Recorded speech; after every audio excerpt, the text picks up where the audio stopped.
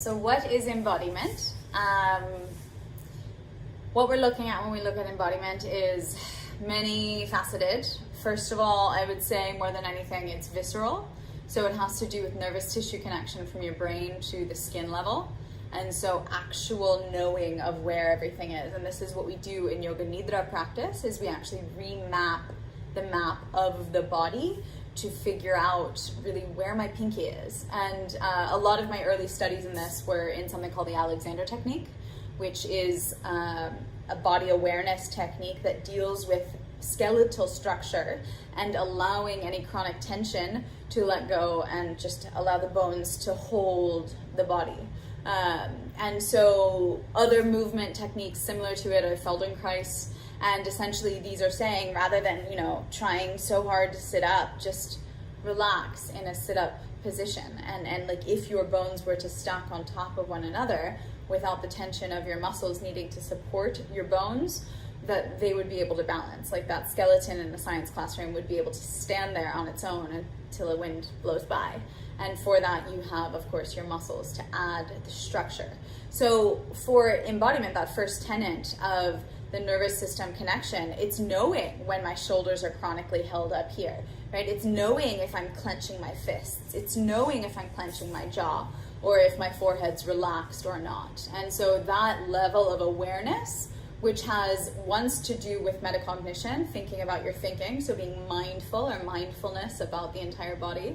And on the other side, it has to do with actual visceral awareness through the nervous system, mostly to the somatic nervous system, which is the muscles and its connection to the central nervous system, that part of the peripheral nervous system. So we'll talk about the nervous system later on in the semester, but for now, understanding that embodiment is actually measurable to some level. It's measurable on the level of which area of your brain is firing, which we'll get into neuroscience and mind, and we'll look at perhaps how does embodiment reflect in the brain? That's a brilliant question. It would be a great idea for a term paper if anyone's interested in that for body or mind.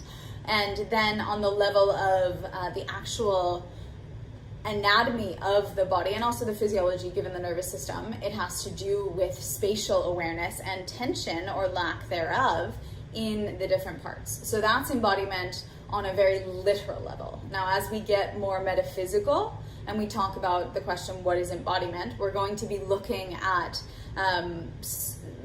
let's say first security, how secure someone is with themselves. And we see this a lot in teenage boys, for example, right? Often they're outgrowing themselves faster than they can keep up with. And so their mind, the map of their mind has them to a much smaller body, but then, they're like flailing these arms about and they don't know how to be embodied. So there's also a physicality to that too. Well, imagine that fast forward to an adult where someone who just isn't, like, they don't do body awareness exercises, they don't have a yoga practice, etc., etc. And so they're not physically in their body, they're just kind of like flailing their body out around through life. And you'll see people who are hunched over, who have a big, just people who aren't attentive to their posture in general, that there's a lack of embodiment there. So what embodiment means is a sense of security, and security, what it is knowing. Like imagine you're sleeping in a house that you've never slept in before. That's going to be a very different night of sleep than if you were to sleep in a house where you've slept there every day of your life, because there's a sense of knowing that there's security that comes with the knowing. And so just in general in your body, if you know the area, you're going to inherently be much more embodied or comfortable in the body. So going from physical to metaphysical, of that kind of mind-body connection of comfort, it's also like, how comfortable are you with who you are? How comfortable are you with how you look? How comfortable are you with the shape of your body? How comfortable are you with how your body moves and sounds and feels and smells and whatever else it might be? And so when you can get into a place of comfort, you immediately set down into, and I keep referring to second chakra here because that's where embodiment happens. Once we know self with root chakra and we're here, then we can start to really allow self to be created. That's why it's the part of creation or birth, and people tend to misguide the second chakra to outward creativity. Well, actually, really, it has everything to do with you. And just like falling in love or relating, you can't do any of that with anyone else until you do it with yourself. And so all of this has a place in the subsync of embodiment, self-knowing, self-love, like deep self-acceptance, unconditionality, all of this.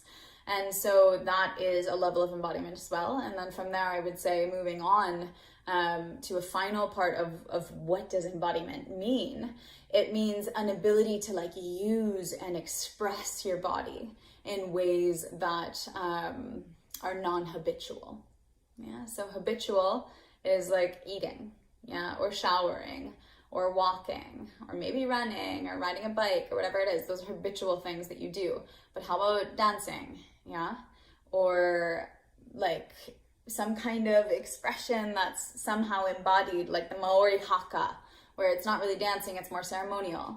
How about lovemaking? Anything else where you're able to get full range of expression. And that's really what it's about. It's about seeing where you're locked in any part and unlocking that and exploring, because when we get down to psychosomatics, which is the things that originate in the mind but manifest in the body, it gets really rich, because we see wherever the dark places are, or wherever we haven't opened doors in our mind, or we're not honest with ourselves, even though we don't know it, it's going to express through the body, right? Whether it's a tight shoulder, or a bad knee, or et cetera, et cetera. So that's what embodiment